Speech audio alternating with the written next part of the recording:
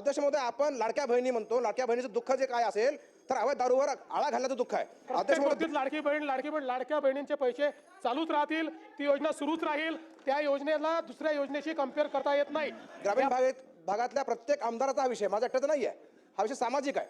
हा विषय अध्यक्ष महोदय ग्रामीण भागातल्या आमदारांना विचार, त्यांना रोज काय त्रास होतोय, कुठे गेलं तर आमच्या महिला भगिनी आमच्या दारूबद्दल विचारतात.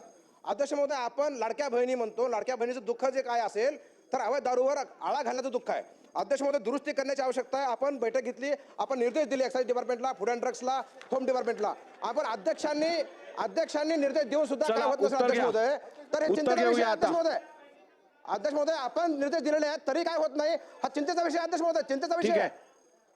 महोदय, पुन्हा सदस्यांना सांगतो, प्रत्येक गोष्टीत लाडकी बहीण आणू नका, लाडक्या बहिणीच्या विरोधात जाऊ नका, घरी बसावं लागेल. प्रत्येक गोष्टीत लाडकी बहीण लाडक्या बहिणींचे पैसे चालूच राहतील, ती योजना सुरूच राहील. त्या योजनेला दुसऱ्या योजनेशी कम्पेअर करता येत नाही, हे आपण लक्षात ठेवा. दुसरं, माननीय अध्यक्ष महोदय, आपण जर काही निर्देश दिले असतील आणि त्याची अंमलबजावणी झाली नसेल तर तात्काळ ती करण्यात येईल. ठीक आहे.